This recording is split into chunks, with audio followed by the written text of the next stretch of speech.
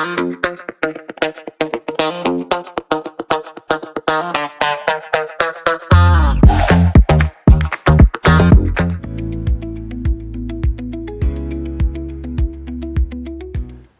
moa zany a dia raha fampanjakana natsangana tamin'ny taona 2021 fa kosa ny 2022 vao tendrony tale jeneraly dia teo izy nanomboka ny asa tena ataon'ny Ray moa zany a karazany efatra raha ny lalàna ny jerena. Voalohany zany a dia manantanteraka ireo didim-pitsarana mahakasika gel, saisie sy confiscation zany. Izay ny sokajy voalohany. Faharoa, natao amerina amin'ny fanjakana zany ireo fananana rehetra azo tamin'ny fanodikodonana volam-panjakana na fananam-panjakana. Ny fahatelo a ny tena andraikitry ny Ray koa dia ny mikirakira sy mitahiry an'ireny fananana voageja ireny zany mikolokolo an'ireny mba tsy ho simba fotsiny mandra-pisiany didim-pitsarana raikitra. Ary ny farany zany dia natao andraikitra ao anatin'ilay registra fohy be zany mahakasika ny fananana rehetra nanovana fanageazana zany na fanagejana moa zany eto amin'ny tany sy ny firenena. Izay zany raha fitinina amin'ny ankapobeny ny andraikitra tena ataon'ny Ray.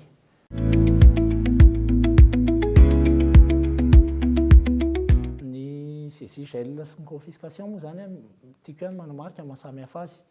Ny gel sy ny saisie moa zany fepetra vonjomaika ihany io mandra-pisian'ny didim-pitsarana raikitra zany. Fa ny confiscation kosa zany dia any amin'ny fiafaran'ilay raharay any amin'ny fitsarana mihitsy zany sazy ny confiscation. Raha ny fananana efa hita azon'ny Ray moa zany raha mahakasika an'ireo zavatra telo voalazanao ireo dia maro be, manomboka hatrany misy hatramin'ny poketra ao poketra reny le vidina any an-dafy reny hatramina kiraro ka miafara any amin'ny ataoko hoe sambo madinika, fiara efa manjatony dia ankoatr'izay moa zany dia compte any amin'ny banky zany ny tena betsaka amin'ireo fananana voageja atao amin'ny Ray ireo.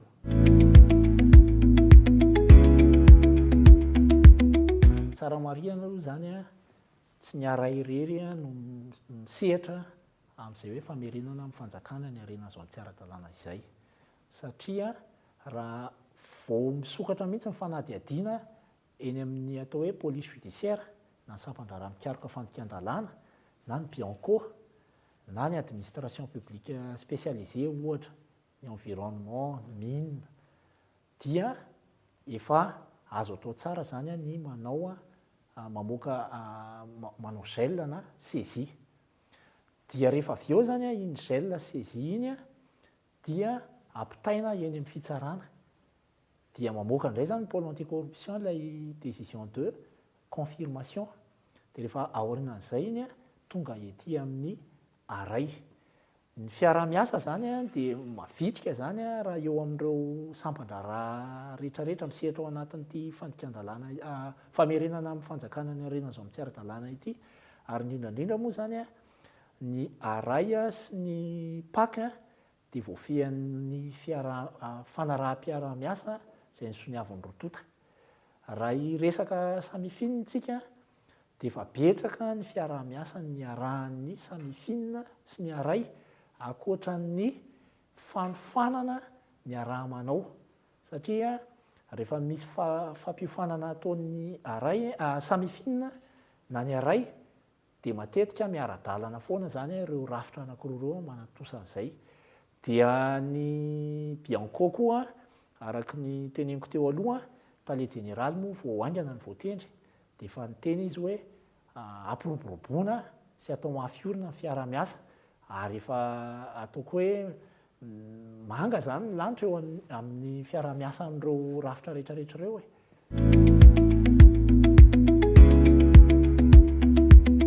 Tena ataoko hoe défi majeur tena trehan'ny Ray ny hitako aloha zany raha ohatra ka dia ny taty am-piandohana tsy nisy gel na saisie natao dia tena manahirana rehefa aty amin'ny farany zany mikaroka an'ilay fananan'ilay olona rehefa mamoaka didy ny fitsarana manameloka. dia eo zany n tena sarotra manatanteraka azy amin'izay fotoana izay satria efa nanana fotoana lava zany lay olona ny anjehana ara-pitsarana na ahafahana nanafina nyreny fananana azy amin'ny tsy ara-dalàna reny dia izay zany ny tena hitako hoe defi tena isaky ny goavana zany ary ny fanofanana rehetra izay iarahan'ny pôle anticorruption sy ny aray zany hatreto dia manentana hoe raha mbola azo atao tompoko aty am-piandohana dia efa tsy maintsy mandray fepetrany amin'ny anagazana an'ireny arena azo amin'ny tsy ara-dalàna reny.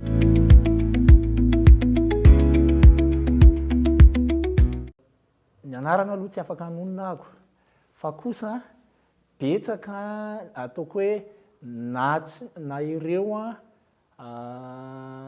compte bancaire aman-jatony voageja, fiara aman-jatony voageja, izay ataoko hoe hatramin'ny sy ny aray zany ny tena nisy izay zavatra izay zany dia efa azo lazaina hoe fahombiazana goavana zany nataon'ity rafitra ity. Ary ankoatr'izay raha nahitintsika tany aloha fa ireny fananana voageja ireny rehefa natao mifanagejana azy dia tsy misy fanaraha-maso sy mba mpitoerana fotsiny ilay fananana voageja. Indraindray ary moa mampalahelo fa misy tompon'andraikitra mangalatra taoko mahitsy arak'izay ny fitenenana mangalatra an'le fananan'le olona voageja mifindra toerana mifindra tompo. Rehefa mipetraka zany ny aray dia niova zany izay toe-javatra izay satria misy fanaraha-maso entitra, misy fikolokoloana atao mba tsy ho simba mpitoerana fotsiny ireny fananana voageja ireny satria tsy azo adinoana dia izao ny olona voaenjika ara-pitsarana amin'ireny eny tsy mbola olona ny tompon'ireny fananana ireny tsy mbola olona voaheloka mbola misitraka tanteraka ilay atao hoe présomption d'innocence zany ilay olona ka rariny sy hitsiny raha toa ka tsy simba mpitoerana zany ilay fananana na very. Rehefa tonga moa ny fotoana ilazany fitsarana hoe afaka izy dia averina aminy ireny fananana ireny. Raha voaheloka kosa izy dia miroso amin'ny fanovana lavanty an'ireny zany ny aray.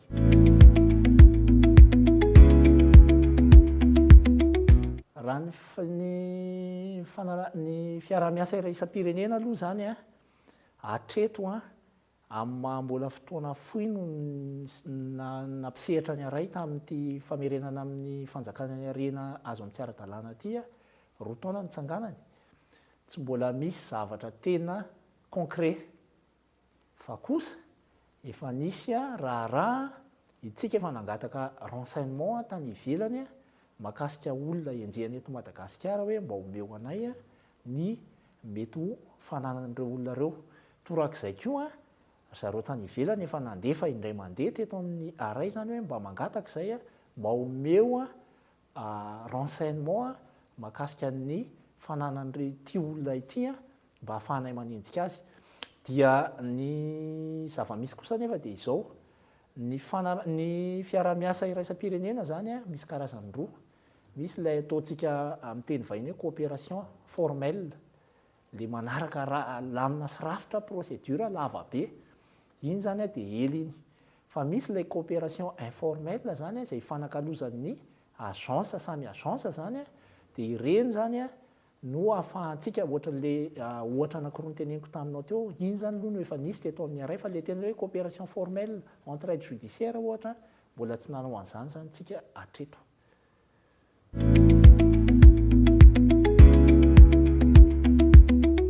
Ny fananana rehetra aloha zany voageja eto amin'ny aray dia misy inventaire détaillé iarahana amin'ilay tompon'ilay fananana voageja mialohan'ny andraisana azy. Izay zany zava-dehibe zany izay.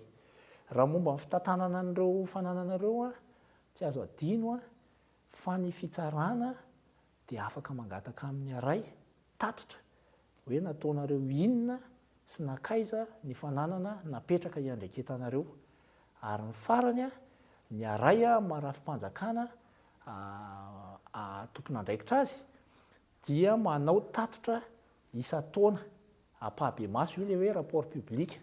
Ankoatran'io anefa dia manao tatitra any amin'ny filoham-pirenena sy any amin'ny prime ministre lehiben'ny gouvernement tany aray manao tatitra ihany koa ankoatran'ilay hoe rapport public teneniko io ny fiarahamonimpirenena dia andefasanay an'ireny tatitra ireny satria mananjoa ny vahoaka malagasy ny afantatra ny amin'ny nanaovana an'ireny fananana voakija reny.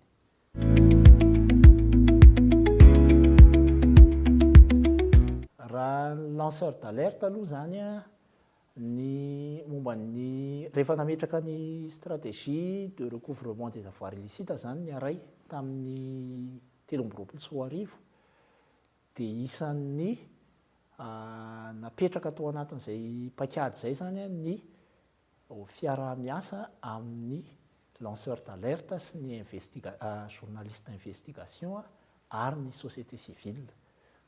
Raha mikasika ny hoe fiarovana an'ireny olona reny zany a hatreto aloha zany a dia miandry an'ilay lalàntsika aloha zany fa kosa tsy tokony ny azo lazaina dia izao tsy tokony hiaran'ny faneriterenana na ny valifaty zany a reny lanceur d'alerte reny ary indrindrandrindra rehefa mampaneny lakolosy ny olom-pirenena dia azo atao tsara zany a ny mampiasa an'ilay hoe anonymat zany hoe tsy fantatra anarana le olona zany a mba hialana amin'ny teritery sy ny valifaty mety ahazo azy. Ny tiako marihana fotsiny amin'ny lanceur d'alerte dia betsaka manafangaro azy io amin'ny sokajin'olona hafa. Lanceur d'alerte zany dia tokony hoe ianao tenanao no mahita trangan-javatra izay manotoana ny fiainan'ny firenena ohatra na trangana kolikoly sy mitovitovy aminy ianao mivantana mahita azy dia mampaneny lakolosy ianao fa tsy hoe mitatitra ny zavatra hitan'olona tany ianao dia avy eo anao ilaza hoe za lanceur d'alerte nefa ianao tsy afaka nanamarina akory ny mety fisiany izay zavatra izay dia eo zany mety hisiana deriva amin'ity fampiasana an'ilay hoe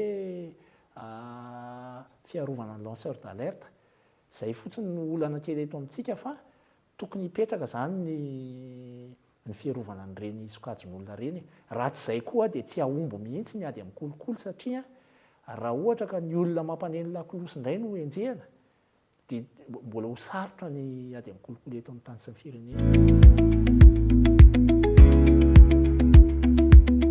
Raha resaka serasera no lazaina zany tafiditra ao anatin'ny paikady napetraky ny aray tamin'ny 2024 zany volet anankiray ao zany ny resaka hoe communication. Ny ankoatr'izay zany dia manentana zany sy manovana ny mpisehatra rehetra amin'ity famerenana amin'ny fanjakana ny harena zao ny tsy ara-dalàna ity zany ny aray. Misy fotoana amin'izany fanofanana sy fanentanana zany iarahana amin'ny société civile. Misy fotoana iarahana amin'ireo tena mpisehatra mivantana amin'ny fanenjehana ny ady amin'ny kolikoly zany amin'ny mpiady amin'ny kolikoly zany sy reny mpikaroka amin'ny fandikan-dalàna reny zany izany fanofanana atao izany. Dia ankoatr'izay moa zany dia hitanareo eny amin'ny site web na amin'ny page Facebook ny aray ihany zany ny ankoatr'izay.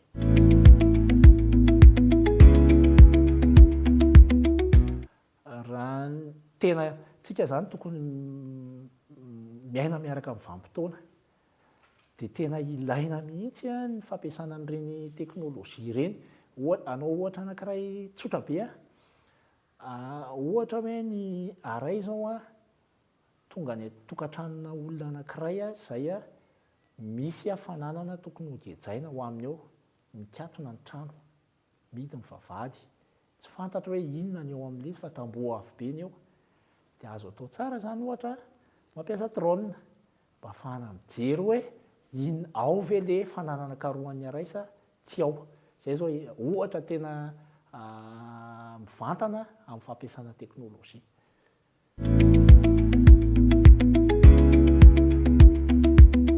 Rehefa tafarotsaka any anaty kitapom-bolam-panjakana zany ireny vola moa zany mazava ho azy ny arotsaka any. Ny vola azo avy amin'ny alalan'ny fandikan-dalàna zany amin'ny azo amin'ny tsy ara-dalàna dia ny lalàna ihany no mametra ny fampiasana azy ireny. Izy io zany dia ny filan-kevitry minisitra no manapaka ny fampiasana azy ary ankoatr'izay dia ny teti-bolam-panjakana ihany koa raha ny lalàna ny jerena no manapaka ny fampiasana azy ireny. Raha miresaka tsika zany hoe teti-bolam-panjakana dia ny olom-boafidy zany a dia manana zosy andraikitra anara-maso hoe nampiasaina tamin'ny inona zany a ireny a fananana mirotsaka any amin'ny kitapom-bolam-panjakana ireny.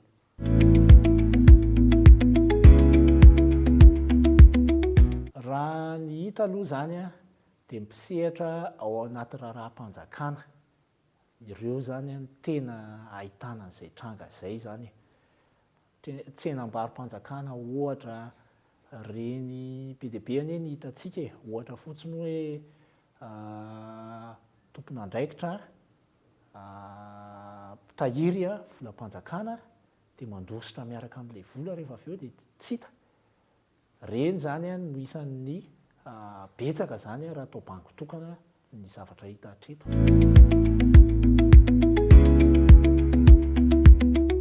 Ny aray aloha zany a tsy afa-misaraka amin'ny système anti-corruption. Ny mampiavaka azy kely fotsiny a dia tsotra.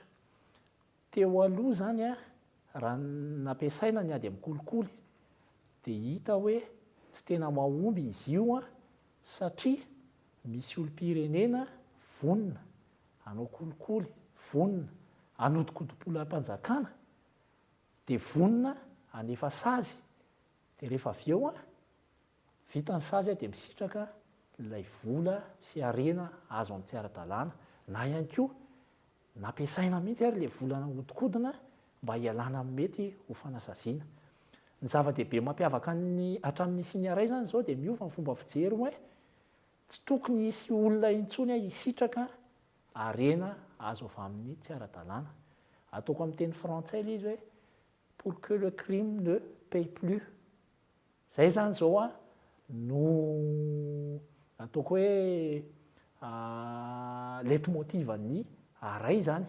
Dia rehefa ohatra zany a ka amintsika miteny izao zany rehefa misy olona enjehana noho ny fanodikodonam-bola dia avy zany ny Aray maka eny am-pelantanan'ireny olona ireny a ilay fanana azo ny tsy ara-dalàna satria ny sazy teo aloha hita hoe efa tsy mahomby intsony e.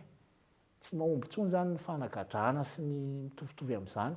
Fa rehefa ohatra kosa ka tsy afaka misitraka an'ilay fananana nahodikodina ilay olona dia marary azy kokoa zany ankoatra ny figadrana. Za tsy miteny hoe aza asiana figadrana, tena tokony asiana ny figadrana fa mifepetra miaraka amin'izay dia tsy tokony hisitraka an'ilay fananana intsony ilay olona. Zay zany mampiavaka ny ady amin'ny kolikoly hatramin'ny Siny Aray.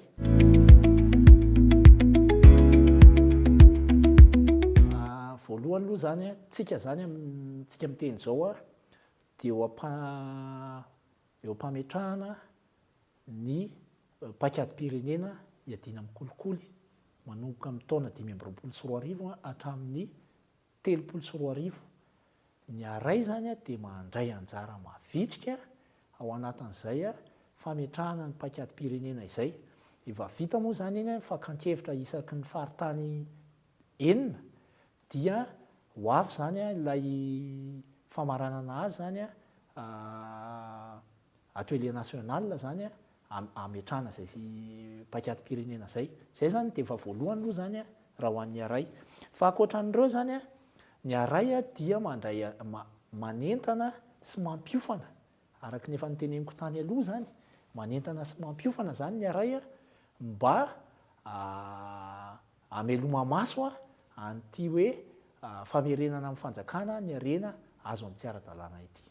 Ankoatr'izay a raha ho an'ny Aray manokana ny zavatra tena miandry zany a dia tokony hipetraka ny rantsana any Fianaratsoa satria mahajanga moa iny efa napetrakantsika dia fanampy zany ho an'ny Aray hoe amin'ny toerana misy pôle anti-corruption dia tokony misy Aray.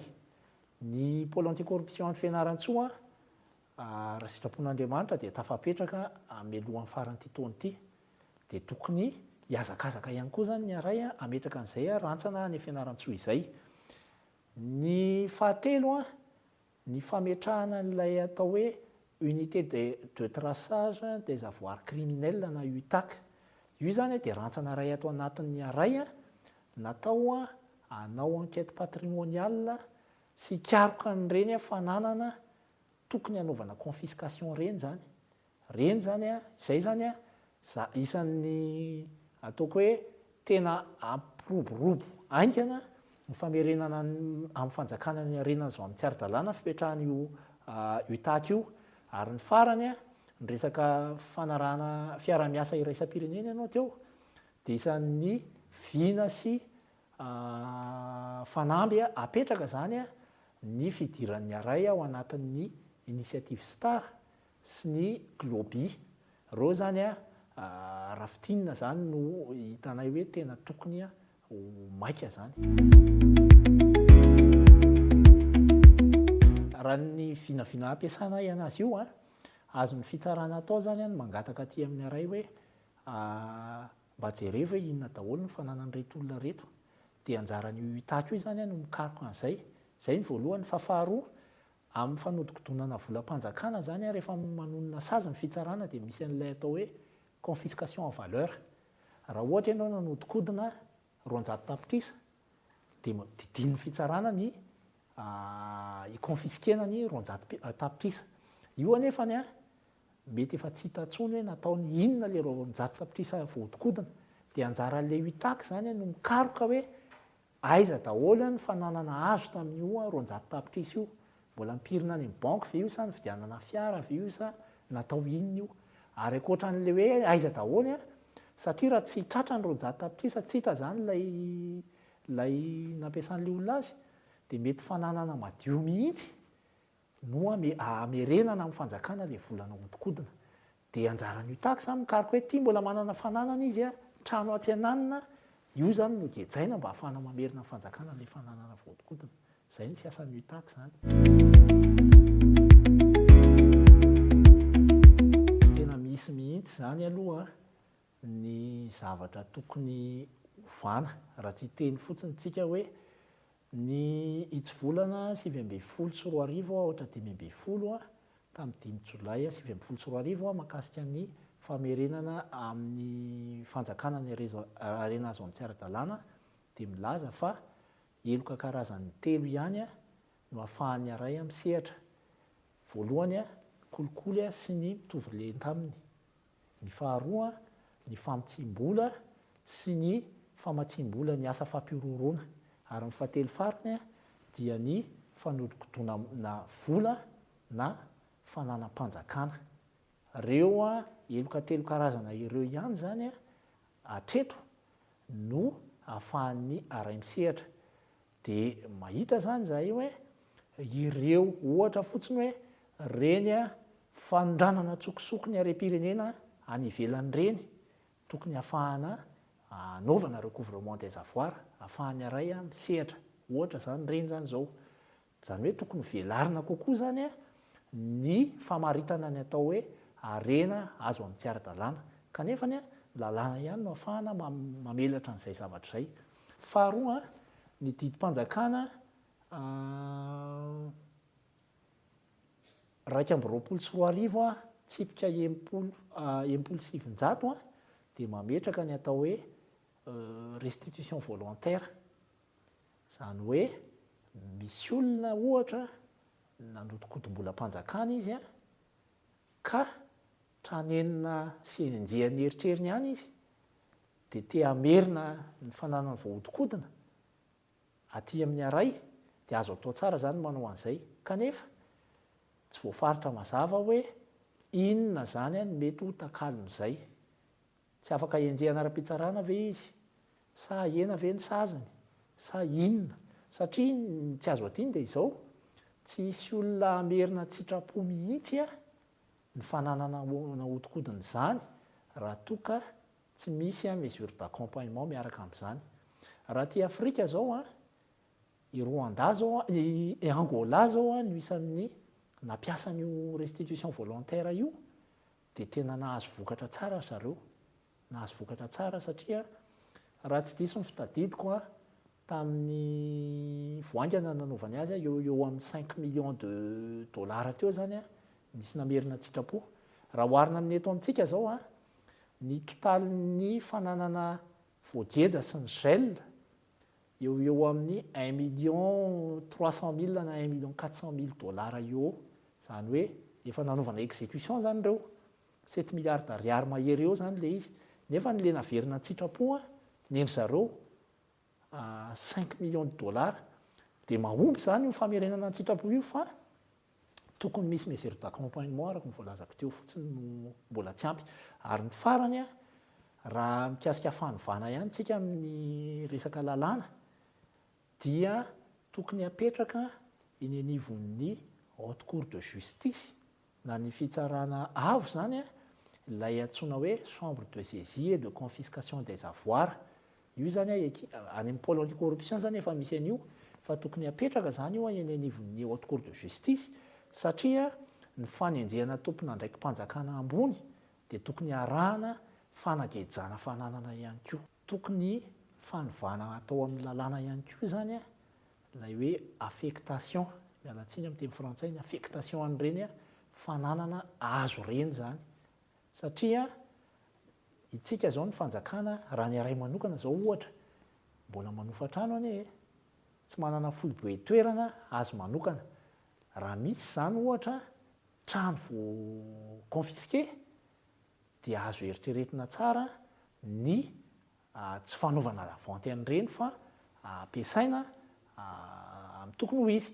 Ny zavatra ohatr'izany manko dia efa manao an'izany daholo ny any ivelany, efa zany zany ny fanao ankoatran'le hoe fanaovana lavanty raha misy trano zany eo dia afaka tonga dia ampiasaina, misy fiara eo tsy amidy fa ampiasainy rafim-panjakana mba hahafahana miasa, dia ataoko hoe ny fametrahana lalàna amin'ny fanandrify amin'izay zany no tokony hirosoantsika ihany koa.